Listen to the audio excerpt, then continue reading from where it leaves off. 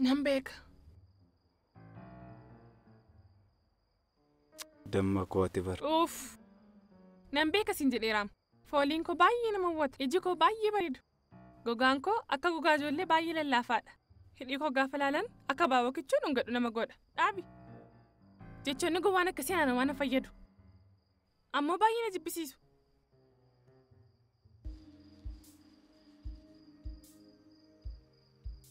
يون سر ركزوا تي دربي يون سر قد نتتول ونينكو غافا سير قد تتول أنا نسباي نتتول يرو غاري توري كان دبرسيني بيك تاسيف ميرا دانقب قامني كو ددبي نجدا ركوتان ونينكو ني دبلا غافا سيركو ميرا كوتاچون ددبا إيسي كان شوشيديني بكي تكر إيرا غاري ديسان تبچا تورتي أما مال ترغميت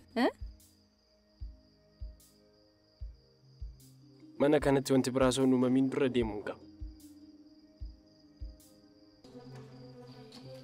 Ribka maal argadee? Maal daraa kireessan ishee akka tasaa manichaan barbaade jedhee manaan baasu seete namni bar hammaateera. Mana kana keessatti hojjettoonni kun hundi osoo naanna'aa oolanii haalli manichaa garuu hojii isaanii seeraan akkan hojjenne argisiisa.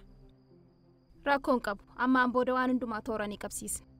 Yee amma oduun barbaadu ati foddaa babbanne ati immoo abaaboodhaaf bishaan jijjiire siree kanaaf afata qulqulluuf konfartiinaa jijjiiramu waliif gallee ammoo ariitiidhaan fooxaa shaarii fudhachuun qaba. Maali jaba baastu ariifadhaa gara hojiitti daa'e. Ililli ribqaan afata saaraa jecha jirta ariifadhu.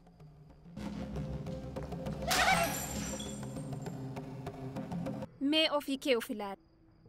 Dubartii akkasii wajjin jiraachuu kan barbaadu eenyu? Jaarsi kees fuula isaa dubartii biraatti kan naanneseef kanaafi. Kanarra oduu gammachiisaa tokkoon qabaa sittiin hima. Niitiin anaa mana kootii naa ba'i.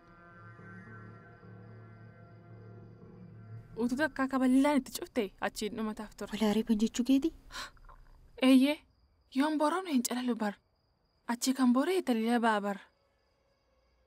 Asitti namoota walitti qabamaniif tiriitii kana caalee uumuuf yaada baay'ee gaarii ta'een qaba.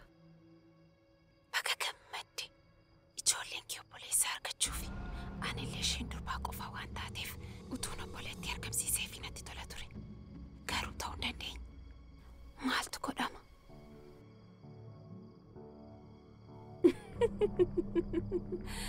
Akkamidha namatti hin tolu? Akkamidha?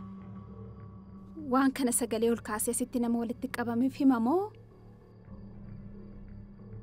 maal sitti fakkaata? Kana booda anis maatii mana kanaaf miseensadha. Akka silaa bahi maal jettee oqooste waa'ee dubartii ulfaa galma dhabdee namoonni magaalaa hunduu ni dhaga'u. Naman dhibu salphinni mana kanaa akkas dhiyoo ta'umsaa.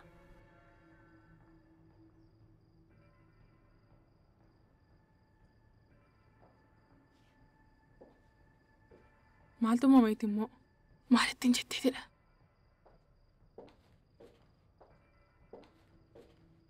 Maa inni maaltu uumame? Harmeen maal taateetu?